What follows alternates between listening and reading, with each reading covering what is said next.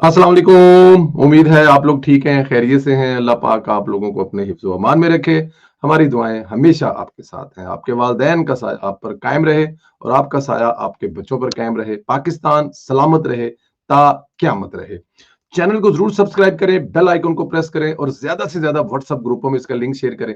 राय आपसे जो मांगी जाती है उसका इजहार जरूर किया करें, क्योंकि आपकी जो राय का इजहार करने के बाद हमें उससे बहुत कुछ सीखने को भी मिलता है। दोस्तों, एक बहुत ये एक बड़ी बारीक किस्म की बात है जो मैं आपसे करने लगा हूँ।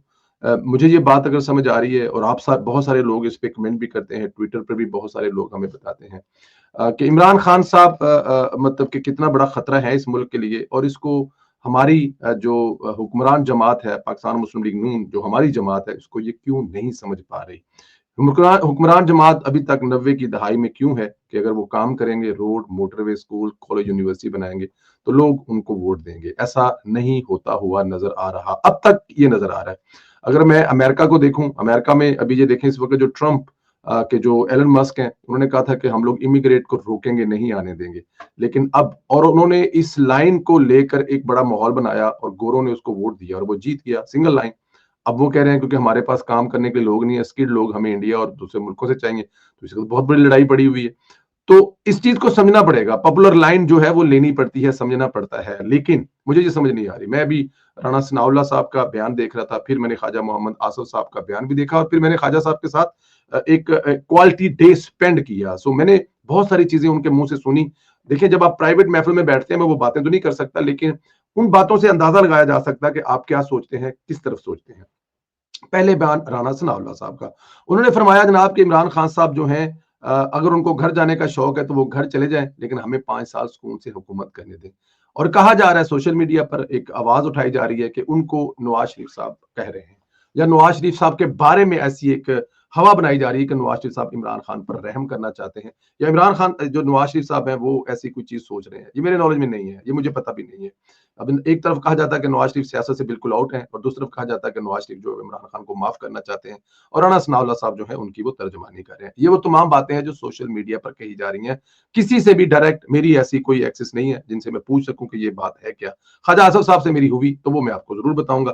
दोस्तों, नवाज शरीफ साहब या फिर राणा सनाउल्लाह साहब या फिर कोई और पाकिस्तानी या फिर कोई और जमात का रुकन या फिर कोई और ऐसा अंसर ये सोच रहा है कि वो इमरान खान को माफी देकर इस मुल्क की भलाई करेंगे, तो खुदारा वो इस मुल्क के साथ दुश्मनी करेंगे। उसकी बहुत सारी वजूहात हैं। मैं जरा मियां मोहम्मद नवाज साहब की तरफ आ जाता हूं। मियां मोहम्मद नवाज शरीफ साहब ने इमरान खान साहब को उस वक्त पाकिस्तानी सियासत ज्वाइन करने का, जिस वक्त इमरान खान का कोई इरादा नहीं था, उन्होंने जब इमरान खान ने एक अच्छा काम करने का बेड़ा उठाया, तो उन्होंने 50 करोड़ रुपया और जमीन दी और तमाम सहूलतें दी जो इमरान खान साहब खुद अपनी जुबानी बता चुके हैं। और वो ये भी कहते थे कि बेनजीर के दौरे हुकूमत में हमारी मशीनरी पड़ी पड़ी पोर्ट पर सड़ रही थी, लेकिन उन्होंने आने नहीं दी क्योंकि जरदारी साहब हमसे पैसे मांगते थे। लेकिन ये लेकी नवाज शरीफ के हिस्से में आई। आज भी वो जो हॉस्पिटल है शौकत खानम, उसके कॉरिडोर में नवाज शरीफ की तख्ती लगी हुई है।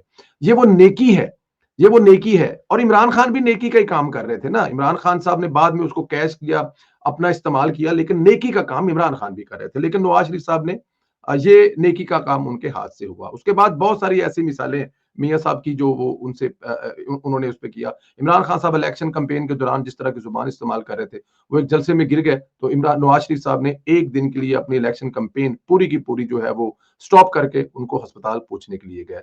जब वो 2013 में मुंतखब हुए तो उनके घर पे गए, उनकी फरमाइश पर उनके घर पे गए, उनसे कहा कि जनाब आए हमारे साथ मिले बैठे। और फिर 2013 में केपीके में मौलाना फजल मान साहब के जिद करने के बावजूद ये कहा कि नहीं, वहां पर जमहूरियत जो है वो उसको हमने जमहूरियत को आगे चलाने की कसम खाई है बेनजीर मोहतरमा के साथ, अल्लाह उनका जन्नत में घर करे। हमने मिसाक जमहूरियत साइन किया हुआ है, तो हम चाहते हैं कि वहां पे इमरान खान की सीटें हमसे थोड़ी सी ज्यादा है, अकेले सिंगल हैंडेड, तो उनको हुकूमत बनानी देनी चाहिए। ये वो तमाम नेकियां हैं जो नवाज शरीफ साहब ने इमरान खान पर की। इमरान खान ने क्या किया, बाकी सब छोड़ दें आप। जब आपकी बेगम हॉस्पिटल में थी, आखिरी सांसें ले रही थी, तो आपने क्या मांगा इमरान खान के दौरे हुकूमत में? सिर्फ और सिर्फ 2 मिनट की कॉल खैरियत दरियाफ्त करने के लिए। इस बेरहम इंसान ने वो भी नहीं दी है। मुझे जाती तौर पे उससे कोई दुश्मनी नहीं है, लेकिन वो भी नहीं दी है। फिर उस दौर में क्या क्या नहीं किया। आप हॉस्पिटल में थे, और जब आप आप जेल में थे اور آپ کی بیٹی اپنی بیٹی کے ساتھ آپ کو ملنے آئی تو آپ کی بیٹی کو اس کی بیٹی کے سامنے گرفتار کر کے آپ کو تکلیف پہنچانے کی کوشش کی گئی. میں یہ کہہ رہا ہوں کہ مجھے نہیں پتا کہ میاں صاحب ایسا کچھ سوچ رہے ہیں کہ نہیں سوچ رہے, لیکن میں اس ہر انسان کی کہانی سنا رہا ہوں جو عمران خان پر رحم کرنا چاہتا ہے. اگر عمران خان پر رحم کر دیا, اگر رانا ثناء اللہ صاحب آپ کے بقول اس کو گھر لا کے بٹھا دیا تو وہ گھر نہیں بیٹھے گا, پھر وہ جو کرے گا وہ سب آپ کے سامنے ہے.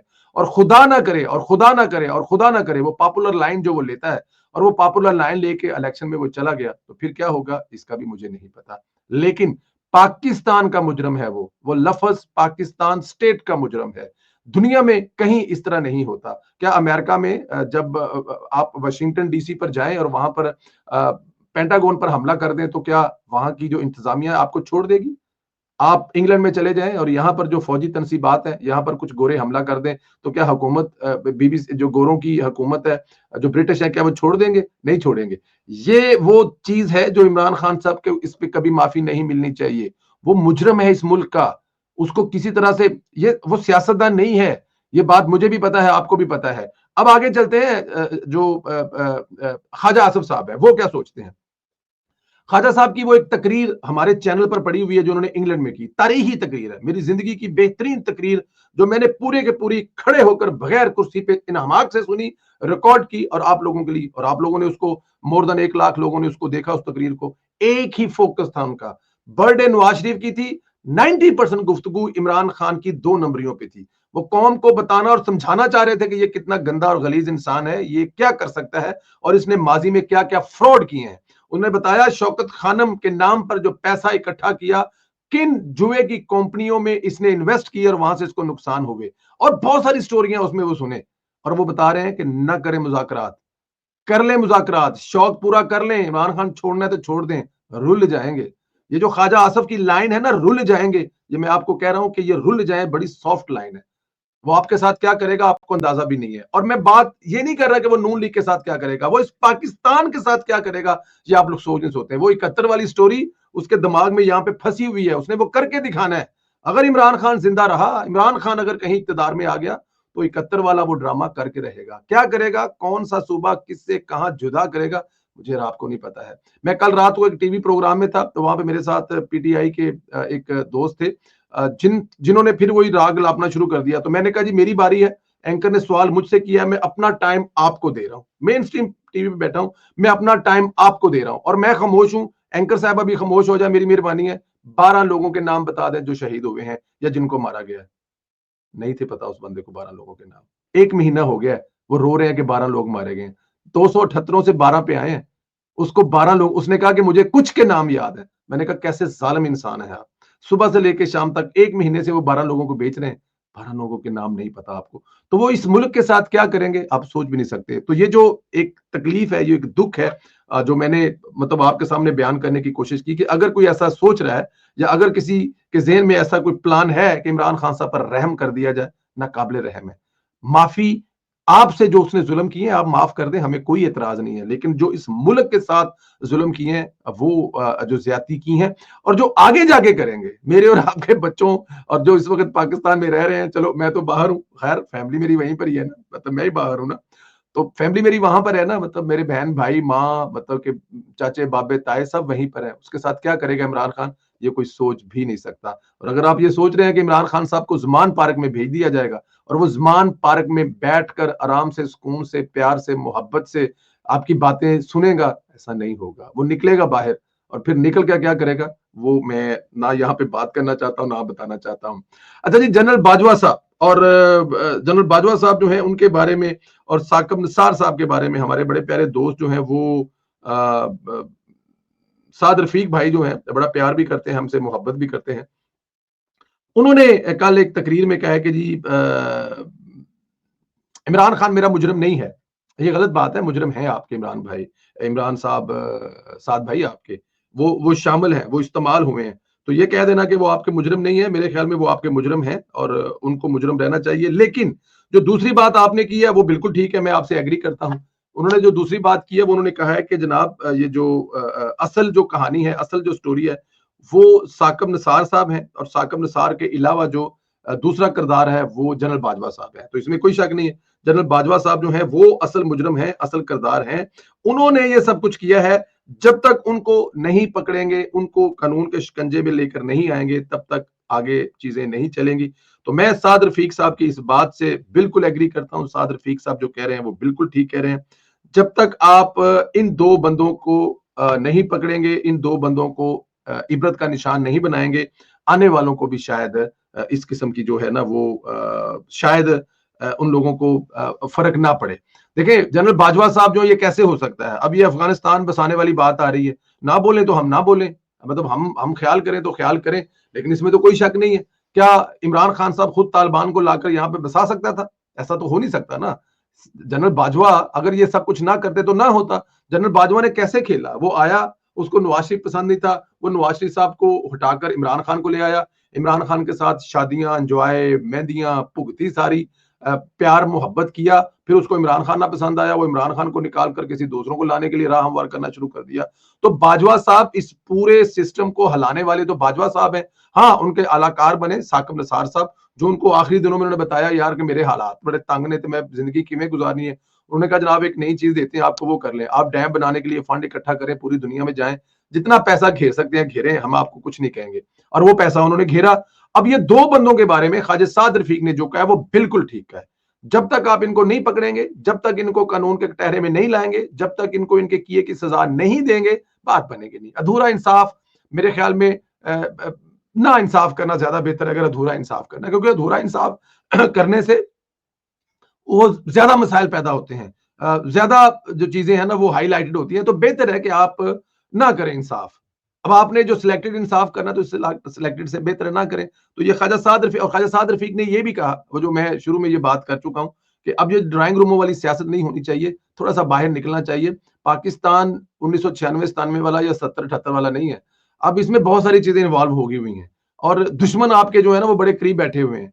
आपका जो दुश्मन है, कभी वो जो बहुत दूर कोसों दूर होता था, आज आपके घर के अंदर बैठा हुआ है।